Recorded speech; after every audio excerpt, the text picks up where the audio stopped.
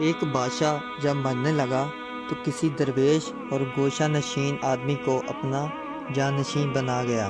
اس درویش نے جب مال و دولت اور عزت کا مزہ چکھا تو سب درویشی بھول گیا اور پکا دنیا دار بن گیا۔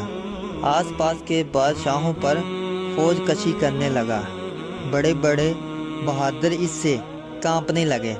اس کا حوصلہ اتنا بڑھ گیا کہ جنگ جو بہادروں اور سرماؤں کو بھی للکارنے لگا۔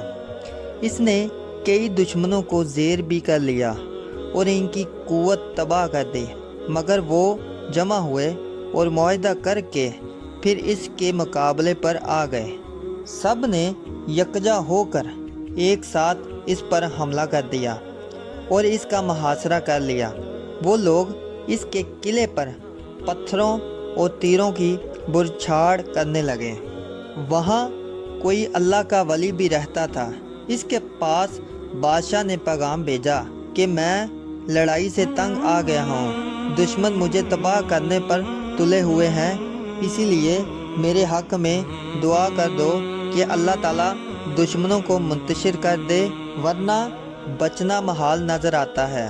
ولی اللہ نے ہنس کر کہا، اگر تو پہلے کی طرح آدھی روٹی پر قناعت کرتا رہتا اور بادشاہی کی ہوس میں نہ کرتا تو تجھے یہ برے دن نہ دیکھنے پڑتے۔ قارون کی ساری توجہ مال جمع کرنے میں لگی رہی، لیکن یہ نہ سمجھ سکا کہ سلامتی مال جمع کرنے میں نہیں، گوشہ عافیت میں ہے۔